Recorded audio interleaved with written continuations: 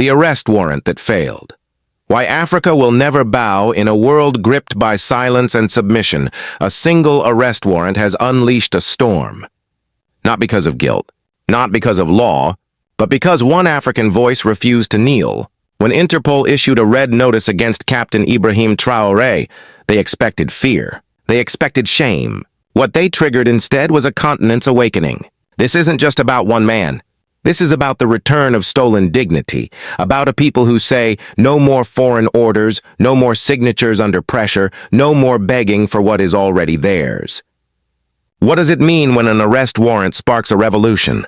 When a piece of paper reveals centuries of theft, domination, and lies? Stay with us, because this is more than an Interpol file. This is the front line of Africa's fight against neo-colonialism. Subscribe and witness the turning point. The red notice that ignited a continent. It began not with tanks, not with bombs, but with a single document, an Interpol red notice. A piece of paper. But this paper carried a message as clear as chains. Submit.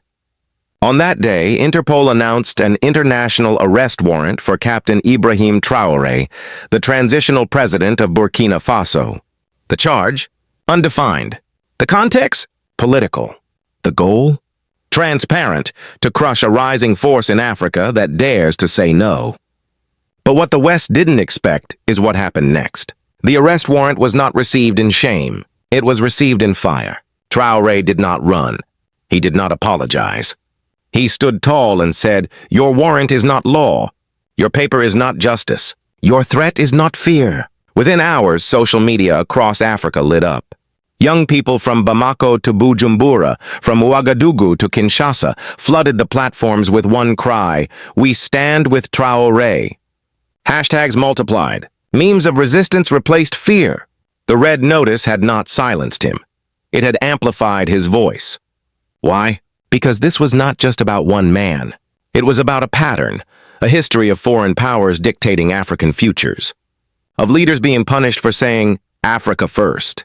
The warrant was interpreted not as a legal tool, but as a colonial echo, an echo of centuries when Africa was told what to do, and dared not speak back. And Traoré? He spoke back. He took to the camera not to defend himself, but to accuse, to indict an entire international system that claims neutrality but serves power. He named names: Donald Trump, Emmanuel Macron, the bureaucrats of Brussels. And he asked the one question that silenced the defenders of the warrant. Who are the real criminals? Those who enslaved, or those who speak against enslavement? In Burkina Faso, the streets were not filled with fear. They were filled with flags. School children, university students, farmers, and traders came out in rallies holding signs, "No to neo-colonialism." Africa will not kneel. Traoré speaks for us. The symbol of the red notice, usually feared, had now become a badge of honor. It proved what many suspected, that Interpol, a supposedly neutral institution, was now being used to protect not law, but profit, not justice, but power. And the symbol of Traoré, once a military officer in fatigues, had become something else. A voice of rebellion, a face of defiance, and a mirror reflecting a rising African consciousness. This was not just an incident. This was a rupture. A continent long fragmented by borders and fear had for a moment spoken in one voice. The youth, once described as disillusioned, now carried a purpose. The red notice did not arrest a man. It awakened a generation. But the real question remains. If Interpol has become a political weapon, what happens to justice? If Africa cannot speak without punishment, what future remains for African sovereignty? And if one piece of paper can trigger this storm, what will happen when a nation or an entire continent decides it will no longer obey? A voice that roared and a continent that answered. In the hours following the Interpol red notice, something remarkable happened. The silence that was expected never came. Instead, it was shattered by the rising roar of a continent refusing to be silenced. Captain Ibrahim Traoré did not speak in defense. He spoke in defiance. Standing before the world, he delivered a thunderous speech that tore through the veil of diplomatic restraint. There were no vague allusions, no polite denials. There was fire. "This is not about justice," he declared. "This is about empire. This is about those who can no longer control Africa through guns, now trying to control it through paper." And with that, the mask fell. What followed was not just applause. It was ignition. Across Africa, his words echoed through radios, WhatsApp groups, university halls, market stalls, and even military barracks. He did not speak like a politician. He spoke like a brother, a son, a comrade, wounded by history but unbroken by fear. And Africa responded. From Mali, where youth groups held spontaneous marches, to Chad, where protest banners read, "Our leaders are hunted, our minerals stolen," the message was clear. This was not about one country. This was about all of them. Media outlets, usually cautious, began airing Traoré's speech uncensored. Opinion writers who once hedged their words began quoting Sankara, Nkrumah, Lumumba, and now Traoré. Even diaspora communities in Paris, London, and New York organized solidarity rallies, waving Pan-African flags and chanting, "Africa will not bow." But perhaps the most striking shift came from within the hearts of ordinary Africans. A farmer in northern Togo said on a radio broadcast, "I may not understand the politics, but I understand dignity, and this man is fighting for ours." A student in Dakar tweeted, "For the first time, I believe someone is speaking not above us, but for us." And the words that tied them all together. "Not me. Not a single African will bow." That line became more than a phrase. It became a resistance anthem, printed on T-shirts, chanted at vigils, scribbled on the walls of schools. It was a rejection not just of one arrest warrant, but of a system that for too long dictated Africa's place in the world. But Traoré's fire was not without risk. Western officials condemned his language as extremist, dangerous, divisive. Mainstream media framed him as a rogue leader, volatile, militant, anti-democratic. Interpol, when questioned, repeated its neutral stance, but offered no explanation for the warrant's origins or political context. The EU issued statements of concern. Washington remained cryptic, but signaled alignment with international justice mechanisms. France, silent, but its interests in Nigerian uranium and Burkina Faso gold were loudly present in the background. Still, Traoré doubled down. He named the hypocrisy. He called out Macron for preaching democracy while profiting from African blood. He reminded Trump that America's greatness was built on African backs. He told the European Union, "You fear the end of your parasitic lifestyle." These weren't mere accusations. They were historical indictments, delivered not with apology, but with conviction. And that is what made this moment a true climax. It wasn't just the power of his words. It was the clarity of his voice, sharp, personal, unfiltered. A leader not speaking in a conference room, but from the front line of a spiritual, political, and generational war. The world was watching, and Africa, once forced to whisper, was now learning how to roar again. But with every roar comes a question: how far will the West go to silence this voice? What happens when a continent refuses to play by old rules? And what if this is not the peak, but only the beginning of something much larger? After the fire, the civil and political cost. When the dust from the speech began to settle, the question remained: what next? Could a nation already burdened by economic strain, political uncertainty, and security threats carry the weight of defiance? In Burkina Faso, the immediate aftermath of the Interpol Warrant and Traoré's bold response sparked both inspiration and instability. On the streets of Ouagadougou, the mood was electric, but tense. Youth gathered in public squares, waving flags and chanting pro-Traoré slogans. But behind the chants lay real fears. Would the West retaliate? Would foreign aid be cut? Would the economy suffer? These weren't abstract questions. Nearly 40% of Burkina Faso's national budget relies on external funding. The threat of sanctions or withdrawal of donor support loomed large. Several European-funded development projects went into review. Some embassies issued warnings to citizens. Multinational firms began evaluating their exit plans. Yet among the people, something deeper was shifting. Civil society organizations, once hesitant, began mobilizing. Lawyers, teachers, nurses, groups rarely vocal in politics, began issuing statements in support of sovereignty. Universities held teach-ins about resource independence, colonial legacies, and Pan-Africanism. The slogan, "Not me, not a single African will bow," moved from protest to curriculum. But political tensions also rose. Opposition figures accused Traoré of isolating Burkina Faso diplomatically. Some called for his resignation. Others argued that his rhetoric, while powerful, was reckless. The parliament, and already fragmented, became a theater of ideological warfare. Yet Traoré remained unmoved. His cabinet issued bold policy declarations, immediate audit of all foreign mining contracts, suspension of permits to companies with opaque ownership linked to Western conglomerates, proposal to nationalize key sectors including gold and uranium. For a nation under threat from both insurgents and foreign interference, these were high-stakes moves. But they reflected a broader truth. Africa's fight is no longer just against guns, it is against pens. Because it is through contracts, trade deals, and economic dependency that modern subjugation thrives. And Traoré's actions, and the Interpol warrant that triggered them, laid bare this system. This is why the moment resonated far beyond Burkina Faso. In Niger, public pressure mounted to reassess uranium deals with France. In Ghana, student unions held solidarity rallies demanding curriculum reform around African history. In Kenya, a coalition of NGOs launched a paper chains campaign to raise awareness about foreign legal mechanisms used to control African leaders. And in these responses, we see the real cost and potential of this moment. The civil consequences are tangible: potential aid cuts, diplomatic strain, economic uncertainty. The political risks are immense: internal division, external isolation, possible escalation. But the gain?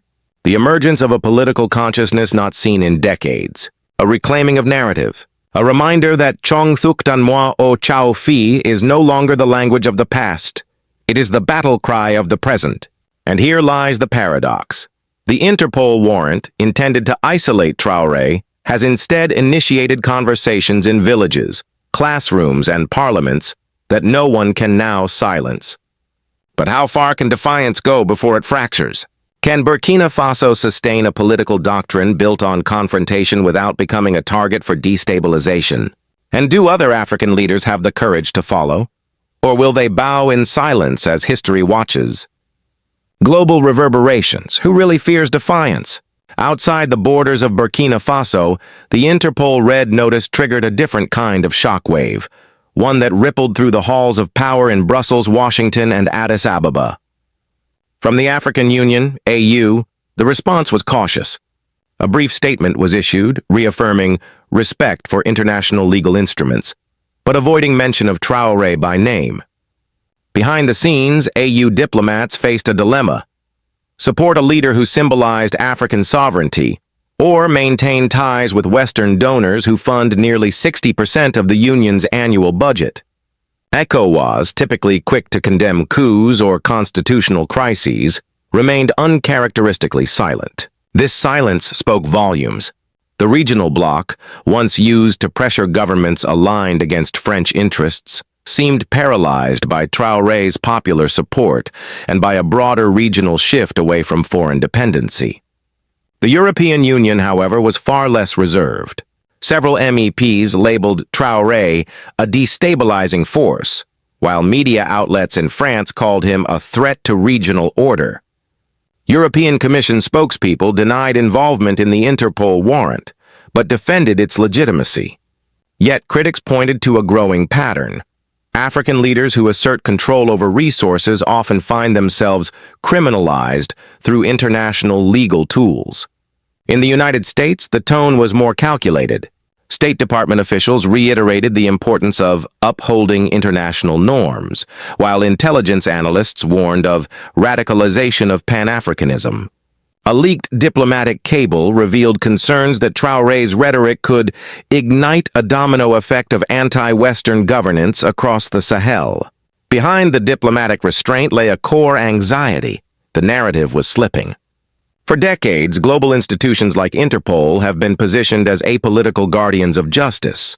But Traoré's defiant rejection of the Red Notice and the public's embrace of that rejection forced an uncomfortable question into the global spotlight. Is Interpol truly neutral? Or is it the velvet glove of empire? This question echoed from academic panels in Johannesburg to street protests in Brussels. Civil rights groups in London published reports criticizing the politicization of global policing. A former UN official tweeted, "We're witnessing the weaponization of legality against African sovereignty."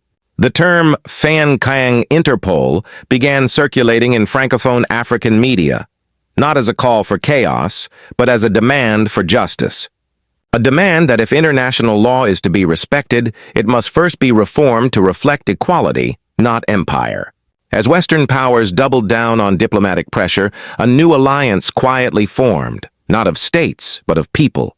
Africans across borders united by a shared frustration, a shared clarity, and now a shared defiance. But if the world's most powerful institutions are shaken by one red notice, what will they do when a continent full of voices begins to resist? The road ahead, beyond the warrant, towards a new future. The ink on the Interpol warrant may not yet have dried, but its consequences have already rewritten part of Africa's future. Not in policy papers or press conferences, but in the hearts of a generation awakened by defiance. The road forward will not be smooth. Burkina Faso, under Traoré's leadership, faces mounting external pressures, economic sanctions, diplomatic cold shoulders, threats of aid withdrawal. Internally, the challenge of maintaining unity amid adversity will test even the most loyal supporters. But what has emerged is something far more valuable than approval from the West, a political consciousness rooted in sovereignty.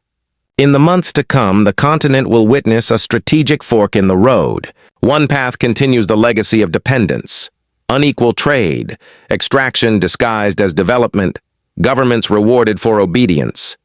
The other path, uncertain, rough, but dignified, demands ownership of land, of law, of labor, of narrative. And now, more African voices are daring to take that second path. Young entrepreneurs in Senegal calling for local value chains. Law students in Ethiopia drafting mock constitutions free of foreign clauses. Civil society in Zambia pushing for a review of mining contracts. This isn't just a revolution of leadership. It is a revolution of minds. But to move forward, clarity is needed. African sovereignty must no longer be conditional. It must no longer be punished. The people are no longer satisfied with symbolism. They want structure. They want leaders who reject puppet strings and write policies with people in mind, not foreign embassies. Traoré's challenge to the global order is not just a moment of rebellion, it is a model. A test of whether the continent can speak with one voice, and whether that voice can reshape the rules written in rooms where Africans were never invited.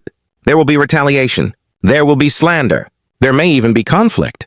But there is also a chance, a rare and historic chance, to carve a new African century defined not by aid, but by autonomy. And that chance starts not with governments, but with people who no longer whisper. So what happens now when millions refuse to kneel and begin to build instead? The war on paper, the victory in spirit. What began with a red notice ends with a revelation. Africa is no longer afraid. Captain Ibrahim Traoré's voice has pierced the silence that cloaked decades of submission. His defiance is not just political theater. It is a reckoning, a mirror held up to the world's so-called justice, exposing its biases, its hypocrisies, its imperial ghosts. This is not just about Burkina Faso. It is about every African nation that has had its resources stolen, its leaders criminalized, its youth silenced in the name of international order. The fight against neo-colonialism in Africa is no longer academic. It is urgent, alive, and unfolding. Interpol's red notice failed not because the system was broken, but because the people no longer believed in the system.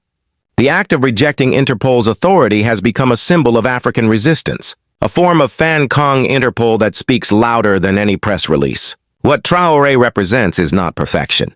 It is possibility. A call to all African leaders. Dignity is not negotiable. Sovereignty is not optional. And loyalty to the people must come before obedience to outsiders. Today, the chains may no longer be made of steel. They are made of paper, contracts, loans, sanctions, and warrants. But the resistance is no longer whispered in corners. It is shouted in parliaments, classrooms, and city squares. And now the world must ask itself, what will you do when Africa no longer asks for permission? This moment belongs to the people. To the workers who mine gold they never get to touch. To the farmers whose land feeds the world but not their own families. To the youth who have never known a continent free of foreign interference until now. The fight against neocolonialism in Africa is far from over, but it is no longer hidden. It is led, it is vocal, and it is rising. So to those watching, do not turn away. Ask yourself, not just who Traoré is, but what he represents. And if one nation can stand firm, what stops the rest? Africa is not asking for freedom. It is taking it back.